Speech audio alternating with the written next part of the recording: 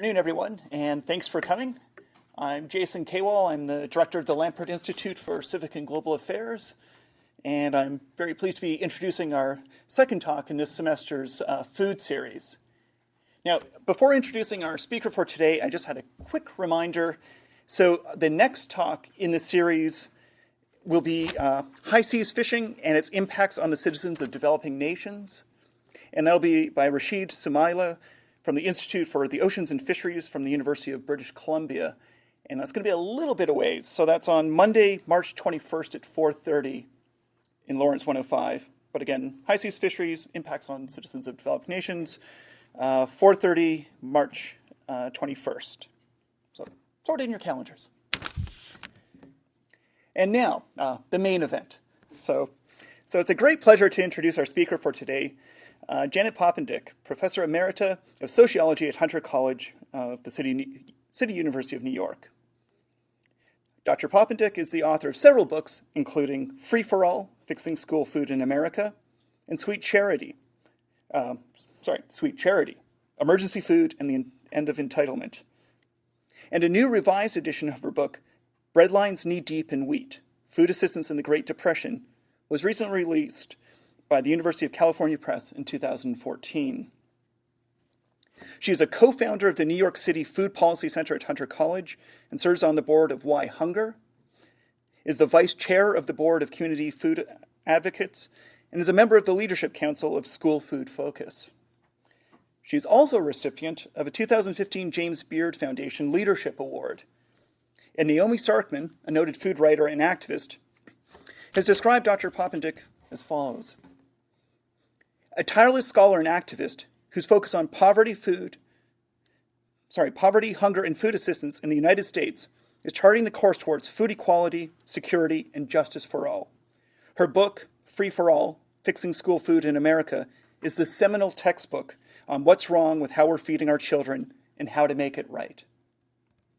We're truly honored to have such a distinguished and influential scholar and activist here with us to present her talk, Fighting Hunger in America, From Food Charity to Structural Change.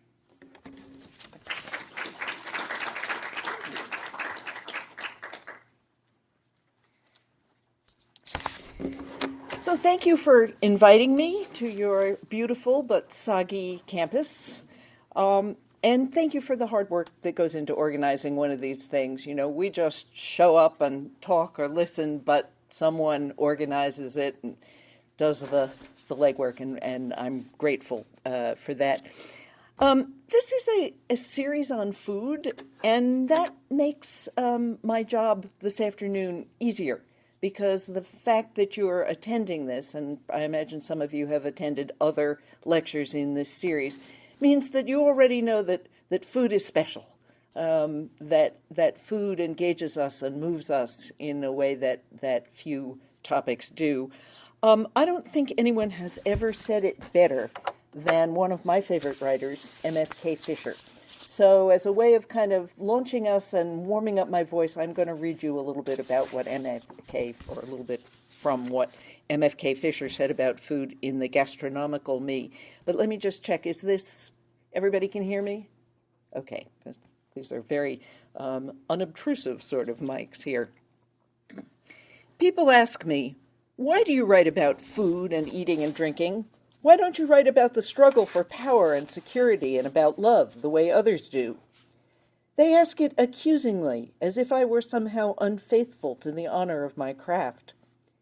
The easiest answer is to say that, like most other humans, I am hungry.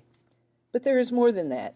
It seems to me that our three basic needs for food and security and love are so mixed and mingled and entwined that we cannot straightly think of one without the others. So it happens that when I write of hunger, I am really writing about love and the hunger for it, and warmth and richness and fine reality of hunger satisfied, and it is all one. There is food in the bowl, and more often than not, because of what honesty I have, there is nourishment in the heart to feed the wilder, more insistent hungers. We must eat, if in the face of that dread fact we can find other nourishment and tolerance and compassion, will be no less full of human dignity. There is a communion of more than our bodies when bread is broken and wine is drunk, And that is my answer when people ask me, why do you write about hunger and not wars or love? And because food is so powerfully charged, so cathected with emotion and feeling, taking action to prevent or alleviate hunger is itself engaging and compelling. Every major religious tradition instructs us to feed the hungry, and the secular arguments for feeding the hungry, the human capital arguments, are powerful. We all know that a hungry child cannot learn. Now, I've done a lot of speaking since my interest in food and hunger developed to avowedly anti-hunger audiences, the agency relations conferences of food banks or groups of emergency food providers. But I'd like to know a little bit about this audience in terms of anti-hunger activities. So would you please, you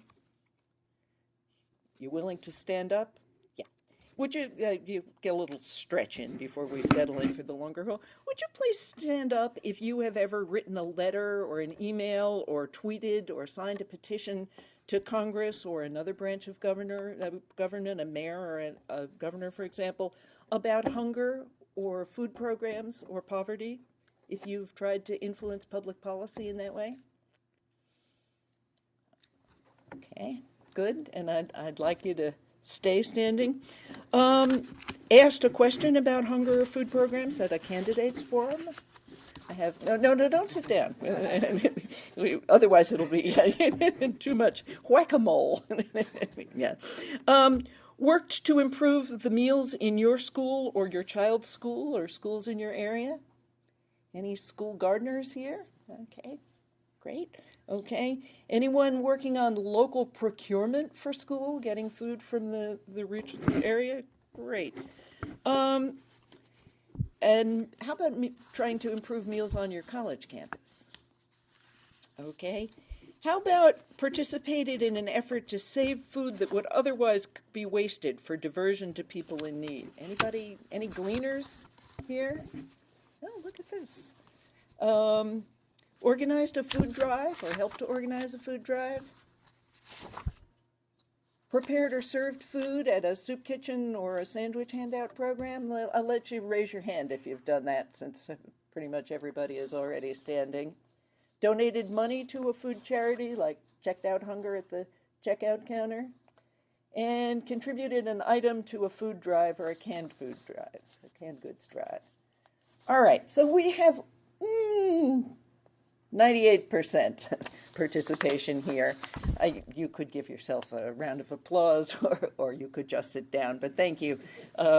It's always a little risky to do this, and what if nobody stands up?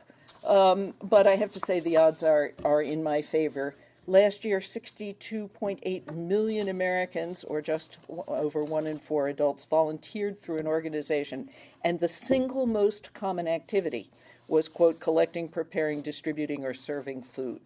So it's the most common volunteer activity that adults in our society participate in. Fundraising was the second to that. And this is from a current population survey supplement that the Bureau of Labor Statistics collects. So the feds are counting how many of us are volunteering. In the early 1990s, when I was doing the research for Sweet Charity, 79% of a random sample of voters answered yes to the question, have you personally done anything to help those people who don't have enough to eat in your community, such as being a volunteer at a soup kitchen, contributing food to a distribution center, and so forth. So it's widespread. So I didn't know that I would get everybody up off their feet, and I'm grateful to you. But I can pretty much count on it. And what I want to talk about this afternoon are some of the downside, the dangers of this wonderful, heartfelt, inspiring, charitable activity that we have all participated in. And I was already standing, but had I been in the audience, I'd have been up too.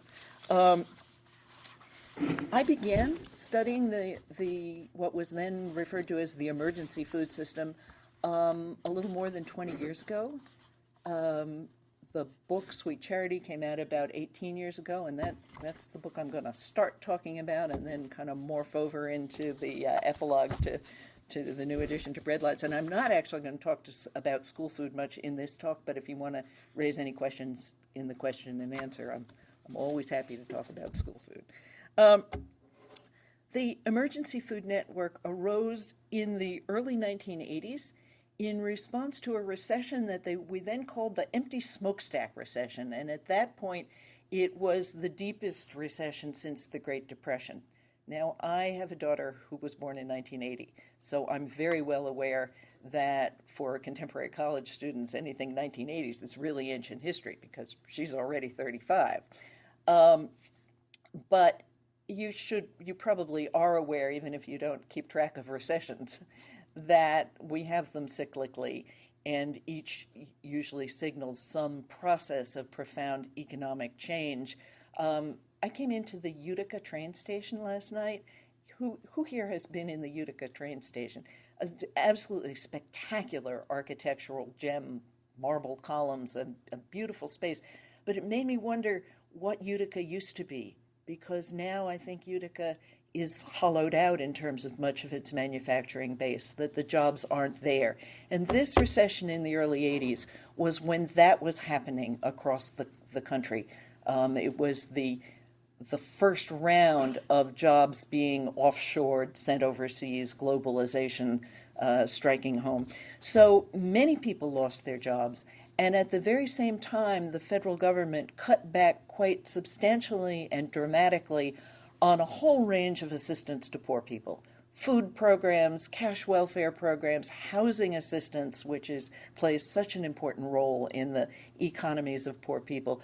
And the food pantries and soup kitchens cropped up as an emergency response, which is why they called it emergency food. People thought they would be doing this in their church basement or what have you for a year or two until the recession was over and the country got back on its feet. They didn't realize they were starting the creation of a kind of industry. That it was not just the job loss and the budget cuts, it was also the availability of food surpluses and a new articulation of a kind of ideology of voluntarism. Ronald Reagan was a great fan of doing things via private charity rather than government. There are many reasons for the high levels of participation in food charity that we observed here a few minutes ago. In the first place, the opportunities are widespread. Churches and temples and mosques and Boy Scout troops and libraries and schools run food drives and host pantries, as do other kinds of voluntary associations. When I first started doing this research, there was a food basket in my liquor store. Okay, and I always figured it was kind of like, okay, you'll feel less guilty about buying the booze if you put something in there. It was not Chardonnay for the poor. You were supposed to put peanut butter in there or rice or what have you. But it did become kind of ubiquitous there for a while. The activities are family-friendly, and I have spoken with many parents who particularly value the opportunity to involve their children in these activities, I think as a way of trying to get their children to understand how privileged they are and to appreciate what they have. Food supplies prove to be rather readily available. Vast quantities of usable food go to waste in the United States every year. More than a pound per person for every man, woman, and child. More than a pound a day for every person in the United States. It's a huge quantity of food. And part of the energy of the emergency food phenomenon has been its capacity to save food that might otherwise go to waste and redirect it to people in need. I got some takers on the gleaning. I don't know if you've ever sorted dented cans or replaced the labels on mislabeled jars and cans in a food bank thing, but there are many ways to save food that would otherwise go to waste. And because food banks and food pantries and food cupboards and soup kitchens raise their resources in interaction with the public. Okay, they do it through various drives. There are lots of kind of fun opportunities to give. Have you ever been asked to bring a can as admission to a concert? I'm seeing some heads shaking. Or one of my favorites, tee off against hunger on the golf course as a fundraising, or swim laps, or a dance-a-thon. We have made collecting food for poor people fun.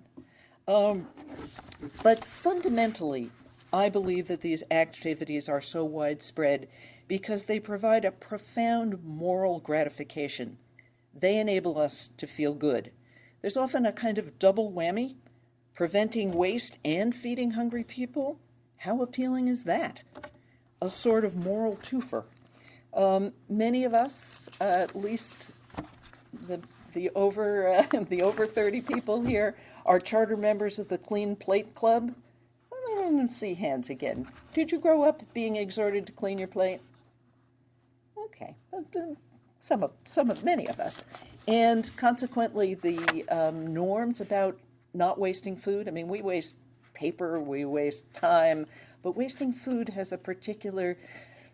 It still upsets me when I, in the back of my refrigerator, I find the lettuce I didn't get to, and I feel bad. So anything that allows me to feed hungry people and prevent food waste is a great moral, as I say, gratification.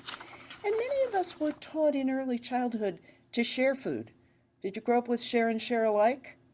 Did you grow up with one child cuts the piece of cake into two pieces and the other one gets to choose, an incentive to make the cut as equal as possible? Many of us were taught early when the lessons really stick, when they get inside what MFK Fisher was talking about, when they get inside your heart, okay, to share food, so that feeling that we are sharing our abundance with people in need is very gratifying. And it's also a kind of moral twofer for the corporations that donate a lot of the food that goes through this system, because they can both improve employee morale and confer a kind of halo on the donor corporation, or perhaps counteract what may be an otherwise tarnished image. Walmart comes to mind immediately with its very large donations to food charities and its wages that require many of its workers not only to receive food stamps, SNAP, at our investment, but also in many cases to participate, to receive food from food pantries. So this very appeal of food charity has a downside. Are we having such a good time securing food donations and handing out food that we are ignoring the forces that are contributing to the deepening of poverty and food insecurity and inequality? If you've been paying attention to the inequality discourse, and I'll get to that toward the end of my talk, you may be, you may have found yourself wondering, how did we let it get this bad? How have we gotten to this point where I think the current figure is that the top 1% owns as much wealth as the bottom 90%? How did we get there? We weren't always there. And I'm arguing that, well, part of it is that many of us, people who care about poor people, who care about the poor, were otherwise occupied unloading trucks or packing bags or with the logistics of the charitable food. It is a way of keeping the people who care most about poverty very busy, because running these programs is logistically demanding. I think its central function was as a kind of moral safety valve. Americans feel uncomfortable when we hear about poverty. Many of us are trying to eat a little less. Okay, we're struggling with issues of overconsumption more than we are with issues of underconsumption in our own lives. And certainly we're embedded in an excess of food and of stuff, okay? So when we hear about people going hungry, particularly children going hungry, we feel bad. And this widespread charitable network that you can put a can in the canned good drive and get on with your life makes us feel better. Now, I want to clarify that I am not, when I talk about that moral safety valve, talking about the people who work so hard to keep these programs running, who are the staff and the core volunteers that I'm talking about the people who do it once a year, or who, as I say, put a can in the canned good drive and move on. I do think it had that function, has had that function in our culture. I also think that it has undermined a consensus that existed before about the responsibility of the public sector. It became possible for people to argue that the charities could handle this, that charities could do a better job, that charities were kinder and gentler and better at responding to the needs. And that allowed, I think, people to make cuts with a kind of willful blindness in Washington, if you will, to make cuts with impunity.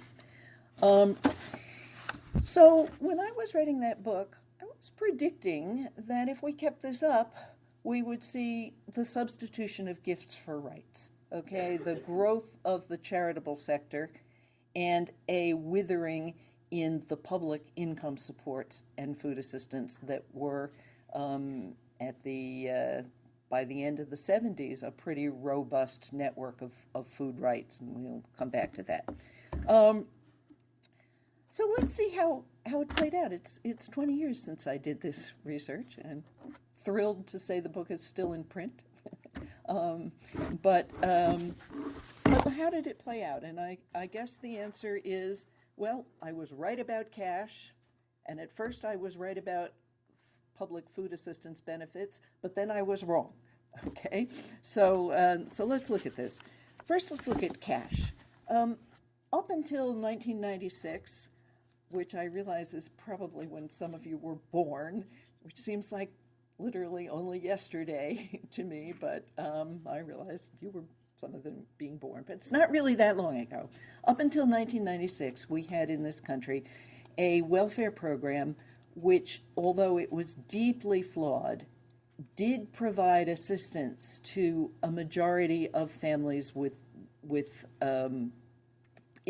officially poor families with children. Okay, it was called the Aid to Families with Dependent Children Program, AFDC. It was very much hated. There was a lot wrong with it.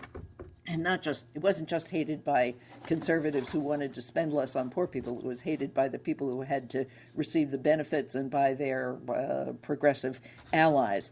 But it did confer an entitlement to federal assistance on people who were raising children and whose income was inadequate.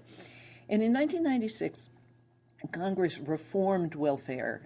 Some of you may recognize the phrase, the end of welfare as we know it, which was a phrase that Bill Clinton used in his election campaign, and then once he got elected, Congress kind of tried to hold him to it, and so in 1996 they passed, it was called the Personal Responsibility and Work Opportunities Reconciliation Act, or PERWORA, but mostly known as welfare reform.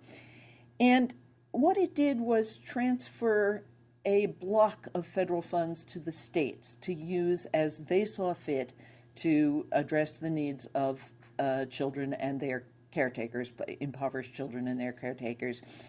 And by block granting the federal contribution, they ended the entitlement status. Okay, you no longer had a justiciable right to this assistance. You could get it if you met the conditions that states imposed. The federal law imposed a 5-year lifetime limit on receipt of this assistance, but states were given the option to make a shorter period. Arizona just reduced theirs to 1 year. Okay, you can have help from the state of Arizona from this federal source for 1 year if you need it, and then that's it for the rest of your life. So the states were given discretion over eligibility, over benefit levels, and over the lifetime, eligibility. And welfare is basically almost gone. In 1979, the AFDC program was reaching 82 out of every 100 officially poor families with children. By 1996, on the eve of welfare reform, it was reaching 68 out of every 100. It's now down to 23, okay? Fewer than a quarter of officially poor. Anybody here taken a close look at the poverty line to have some sense of what we're talking about? Good topic for a little research project, how we got the poverty line and what it actually measures. It is extraordinarily low, and numbers are never my forte, so when I get to it, I'll tell you what it currently is. But it's about, I think, $20,000 a year for a family of 3. So that would be a mom and 2 kids. So we're talking about those officially poor families. So we're aiding fewer than a quarter of them. The Center for Budget and Policy Priorities calculates what it calls a TANF to poverty ratio, or TPR, and that's the figure that I was just giving you, that down to 24. But it varies among the states. The highest rate is Vermont, where they actually reach 78 out of every 100 officially poor families with children. But in 12 states, it's lower than 10. For every 100 families in poverty, fewer than 10 are receiving this assistance. And in Louisiana, it's 4. Okay. Here in New York State, it's 39.7, and we are 5th from the top. We're near the top. So the reach of cash assistance has declined dramatically. It's not just the coverage in social policy speech, but also the adequacy of the benefit that has declined enormously. In no state is the TANF benefit equal to even half the poverty level.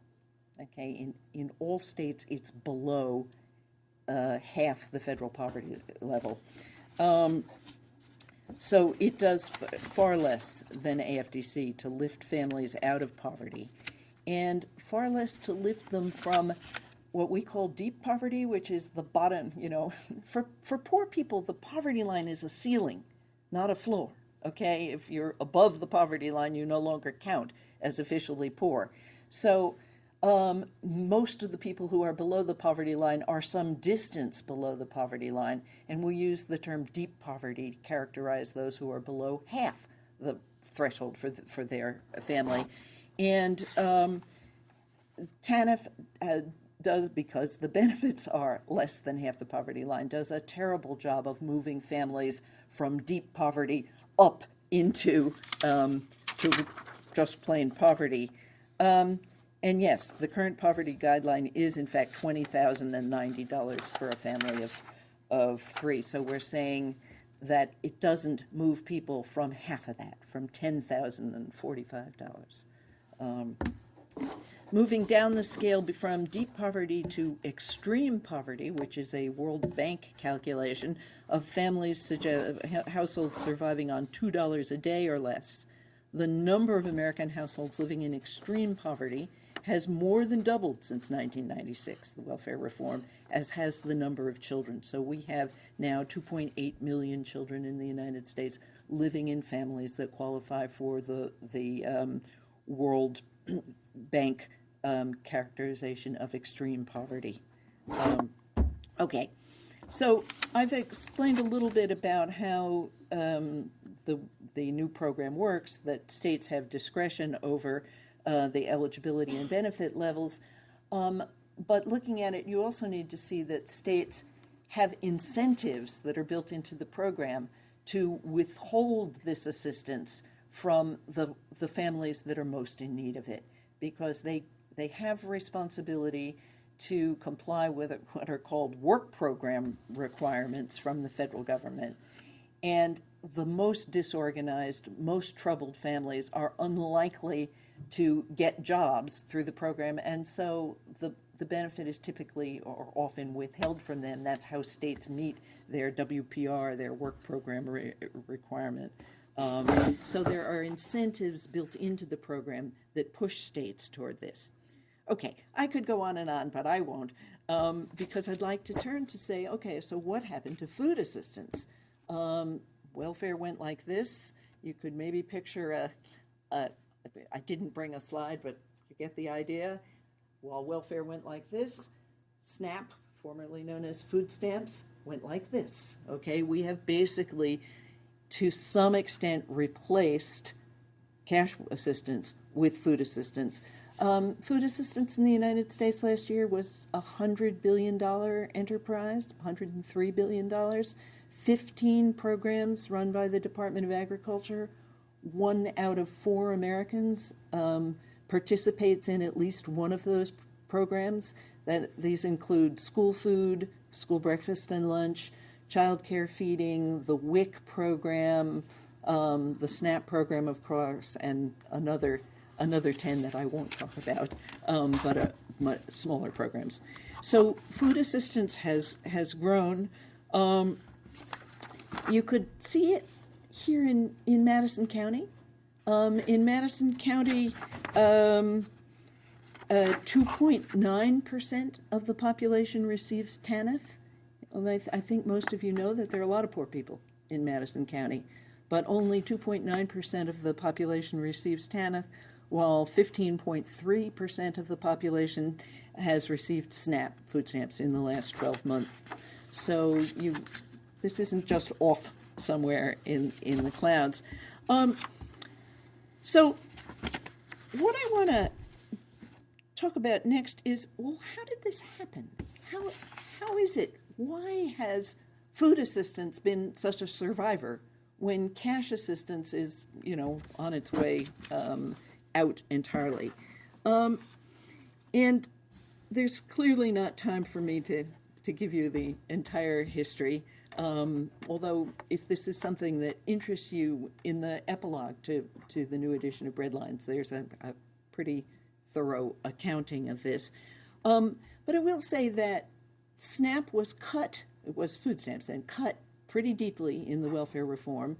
Immigrants were made ineligible, legal immigrants, able-bodied adults without dependents, the kind of single, often disabled but not officially disabled people who often need to rely on help, were made eligible only for 3 months of assistance out of every 36 months.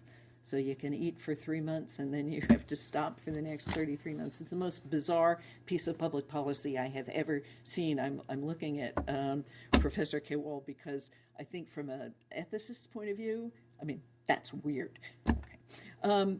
But so there were deep cuts in SNAP, but almost immediately after the passage of the law, the Clinton administration was convinced by advocates that this was going to undermine the welfare to work thrust, which was the big drive. Theoretically, shifting the responsibility for assistance to the states was going to help people get off welfare and get jobs and join the mainstream of society. And that cutting working families off of SNAP, which was one of the things that happened in the aftermath, was going to undermine the attempt to get low-income people into the workforce. And so they undertook a series of sort of combination of some tweaks to the legislation and lots of engagement with the rulemaking, with the federal enforcement. It's a great topic for, where are my political scientists? One just left, and it's a great topic for a research paper on this interaction between the legislation and the rulemaking in the restoration of SNAP benefits.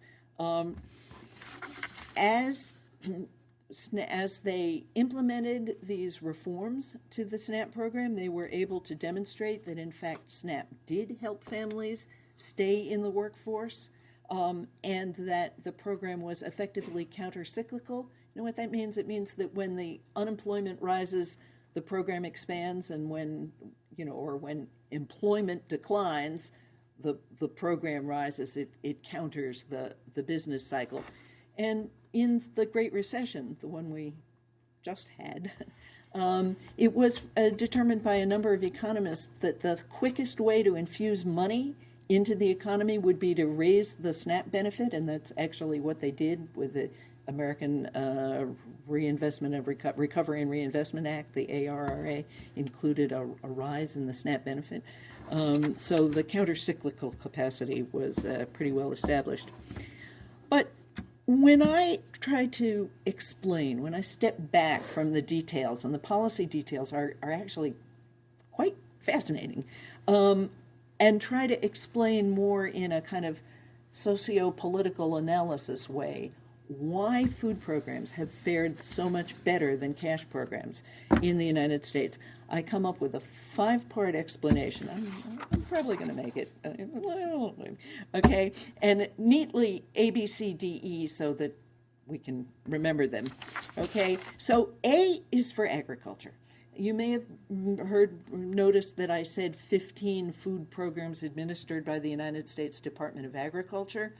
Food programs in the United States were born as a surplus disposal mechanism during the Great Depression, and the politics and administrative history of food programs ever since has been embedded in agriculture. For many years, this had the effect of making the programs less effective in meeting the needs of poor people because they were shaped by agricultural bureaucrats to meet the needs of large-scale farmers. So when I first got interested in hunger in the 1960s, when hunger became a big public issue overnight, when we looked at the food programs, we saw, well, the composition of commodity distribution was the big family food program then, handing out actual surplus commodities to families in need. And when we looked at the composition of the commodity bundle, it had nothing to do with household needs and nutrition. It was just whatever happened to be in surplus. So for a long while, the dominance of agriculture in these food programs suppressed their capacity to meet the needs of the poor.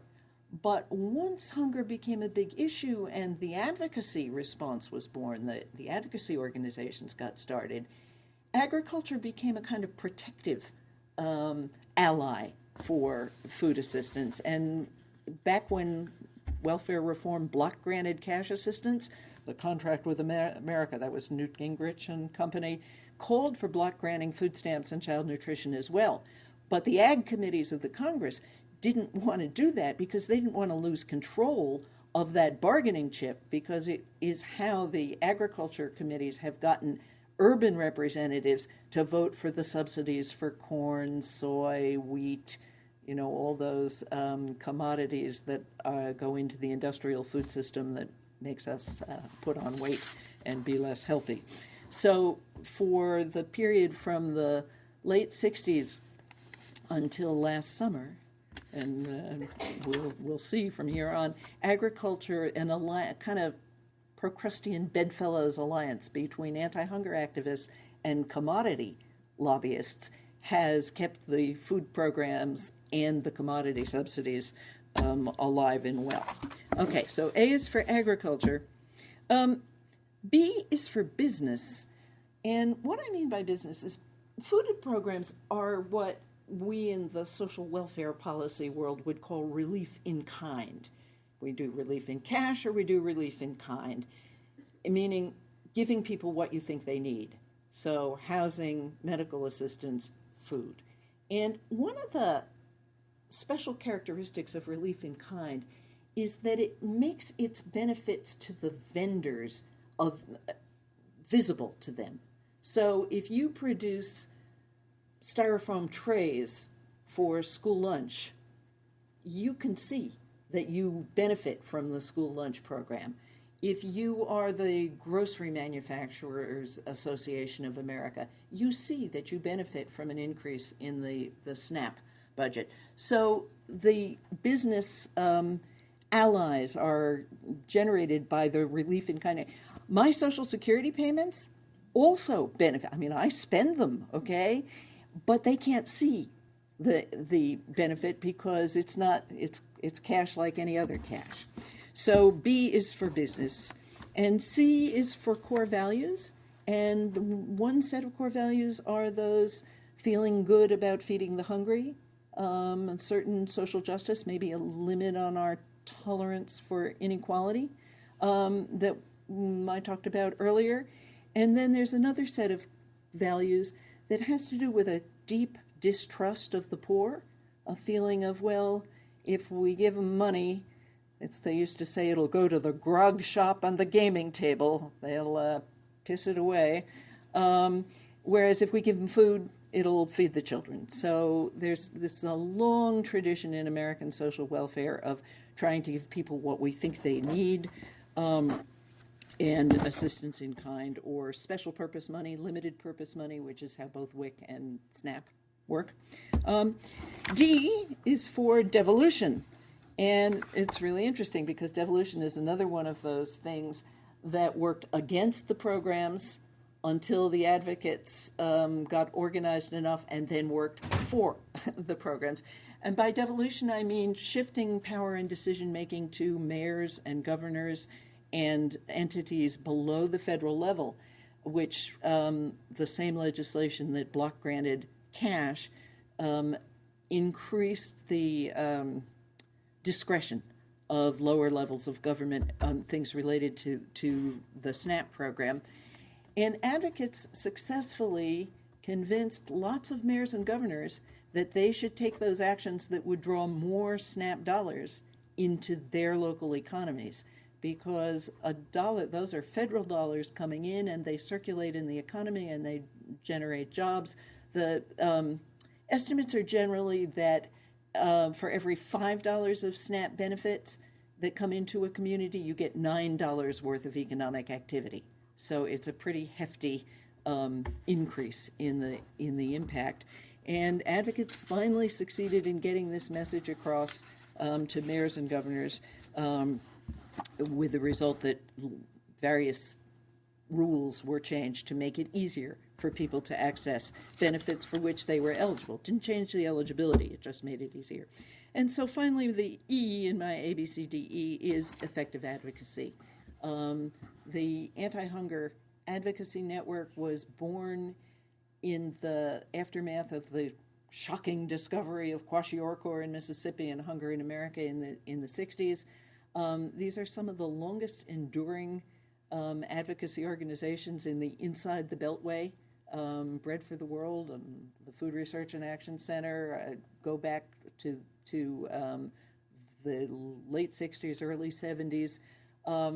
Over the years, they have acquired a tremendous amount of expertise, both in the technical details of all these programs. Like I say, 15 programs. Who's going to know the ups and downs and ins and outs of 15 programs?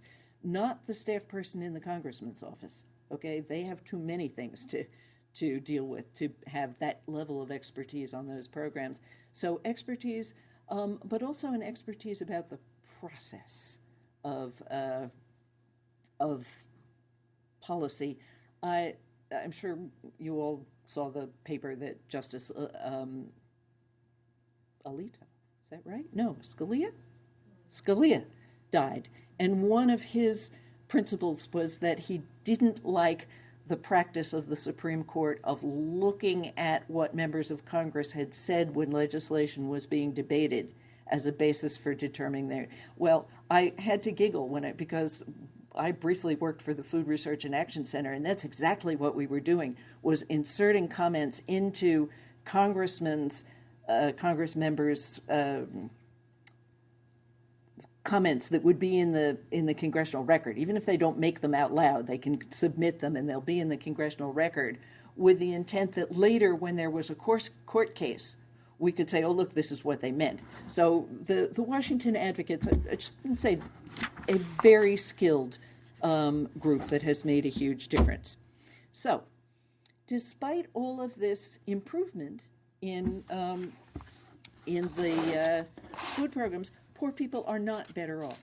They are not better off in part because of what they lost in cash assistance, but they are also not better off because of the changes in jobs, because wages have declined in the bottom two quintiles and barely held steady in the middle quintile.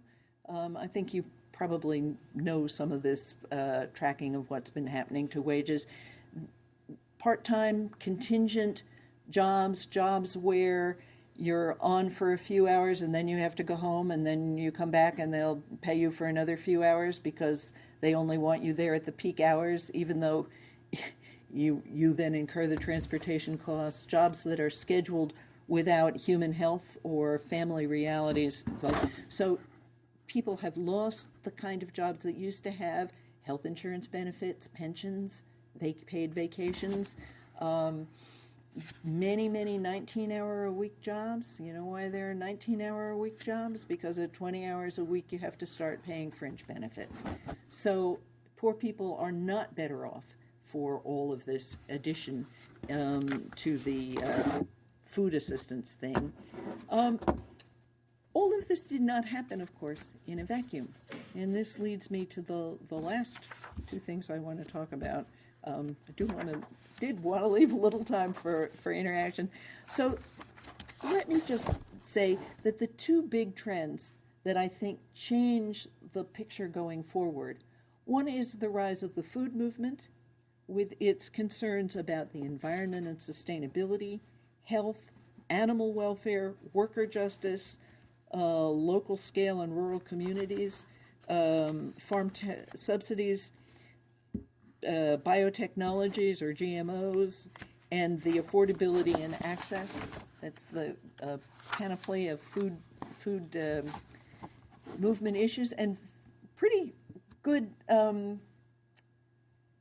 If you look at the list of speakers in this series and the list of topics, you have hit or will have hit on almost all of those components of the food movement.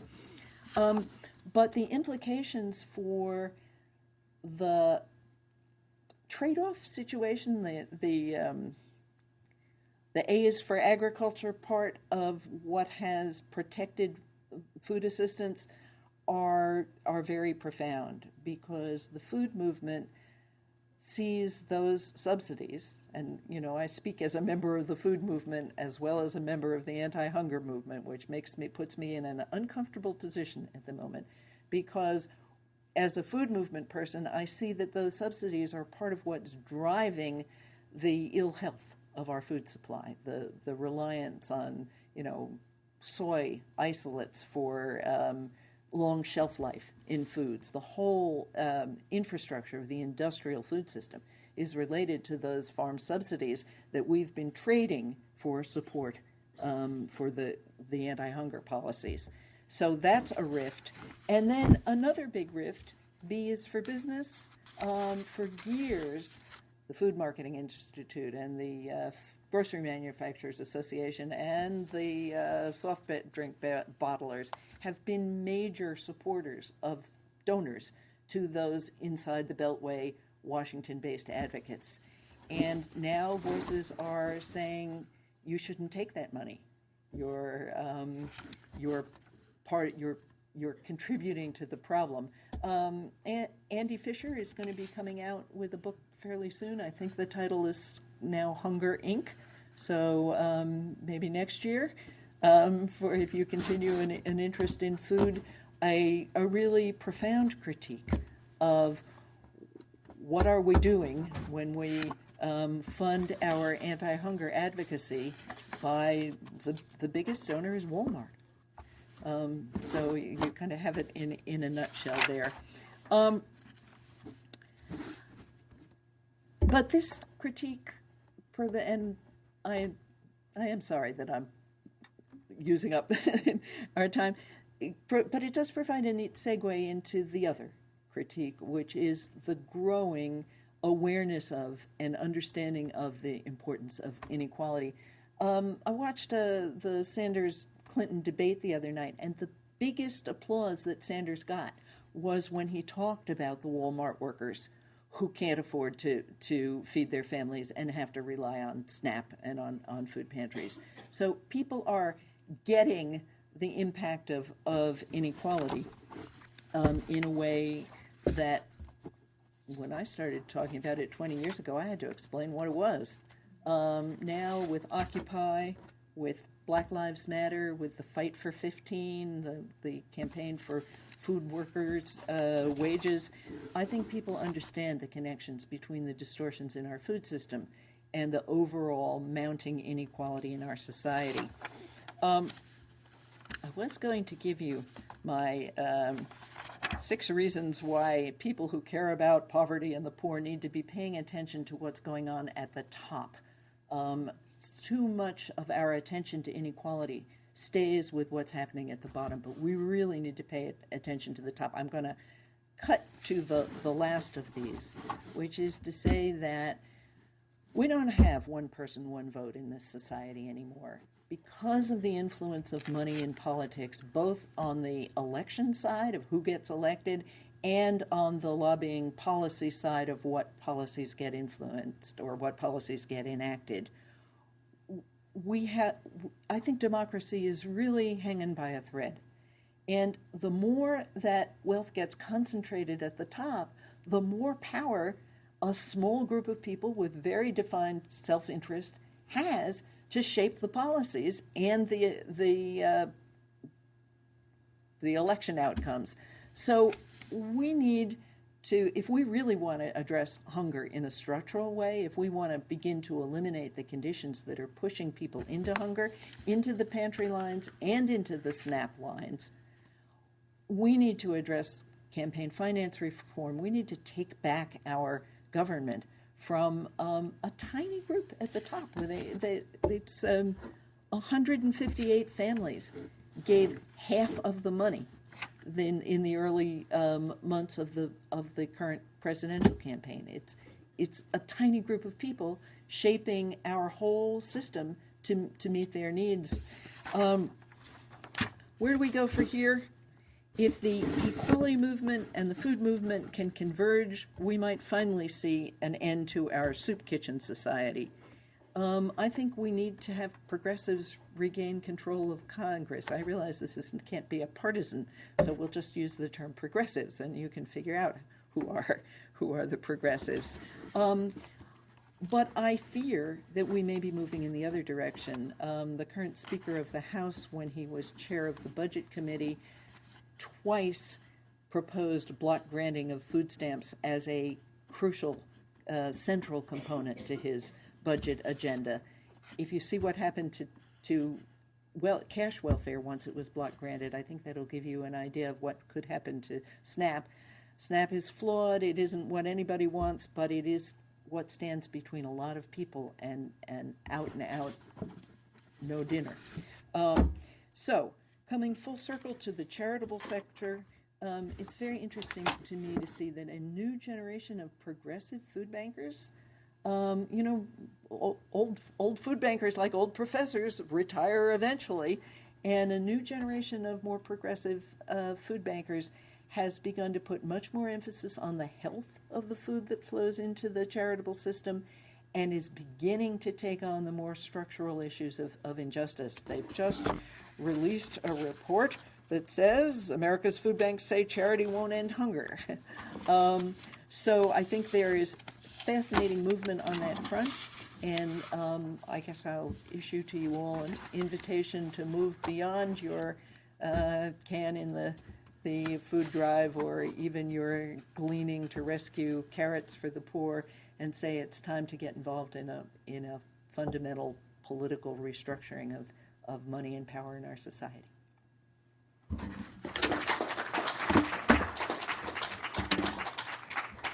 We have 7 minutes for questions. Yes, yeah, good. Or comments. Questions or comments?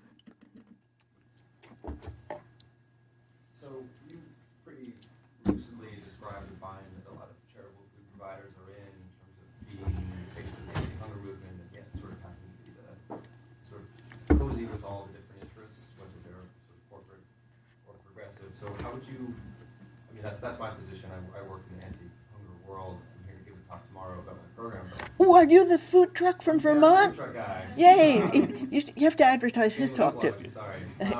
So I'm just curious what you would say to somebody who's in my position, who sometimes you're in that uncomfortable position of sort of having to advocate for structural change, given that you're sort of donor based and that sort of provides a lot of the sustenance for our programs. often come from a very different part of the political spectrum.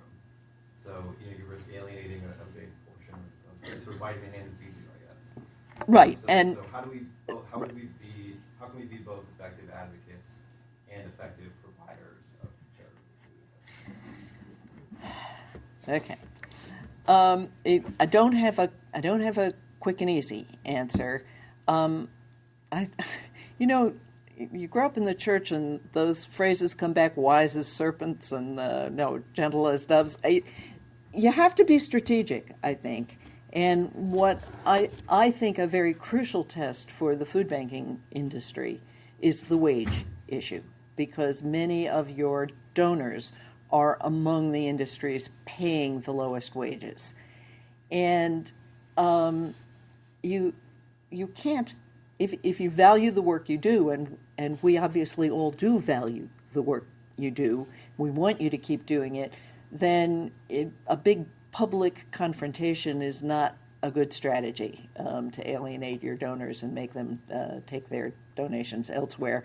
But you have some influence on them, so I think at the more personal argument level, I mean, Andy Fisher is saying straight out you should refuse to accept their money unless they commit to a pledge to pay a living wage.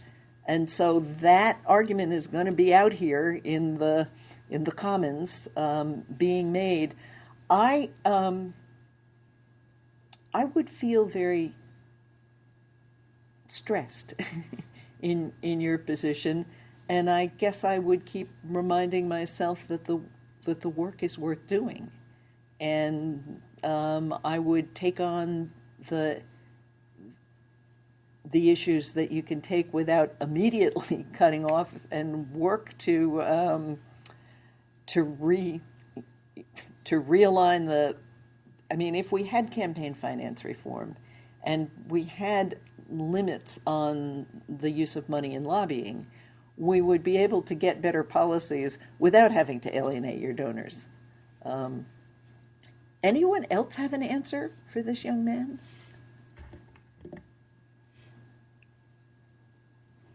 Chris. Well, my question is kind of connected to that. I'm not sure it's an answer per se, but I'm kind of wondering what you think about some of these, especially urban-based food movements that are centered around food justice. Seem almost to be like a new form of collectivism, where trying to kind of bring in food production, but also community organization and so forth. Is that potentially another model that's different than what you're saying about kind of this large-scale political reform, which, has obviously got its own set of challenges, Right. terrible or even more daunting than the kind of more kind of a local collectivist type of approach to hunger? Well, I think the most exciting version of that I've seen is Food Centers Canada. Nick Saul has written a book called The Stop, which is the story of how what started out as what we would call a food cupboard or food pantry, they call a food bank in Canada, how it gradually transformed, and we're talking over years, to a very vibrant, comprehensive food center. It continues to distribute pantry bags to people in need, but now it has a farmer's market and community gardening and cooking classes and kids garden and, a whole vibrant food-based community center and community building. And I think that's an exciting model. I'm worrying about the $103 billion worth of assistance that flows to the poorest people in our society from the food assistance program. So I can't afford to give up the Washington-based advocacy, even though it's kind of a little out of style. And so I think the community-based collectivist approaches are terrific, but I don't think they're a substitute. It's not my dinner that's on the line here. Because we took away cash assistance, where's James? Maybe James. One of the students that I had lunch with asked me sort of what would be my program, and I started with campaign finance reform. And then I have to say, from an efficiency point of view, an income support program a guaranteed annual income kind of approach, or now they're calling it basic income guarantee, is much more efficient than 15 separate food programs with, separate applications and eligibility criteria and what have you. But we have essentially done away with cash income support for poor families. So I can't see the bridge to the community-based. I think for the people who can participate in that, it's a great solution and a better solution. But I'm not seeing it as able to, in the scale, replace the like I say, the $103 billion. But on the other hand, the more of it we do, the more of it you do, the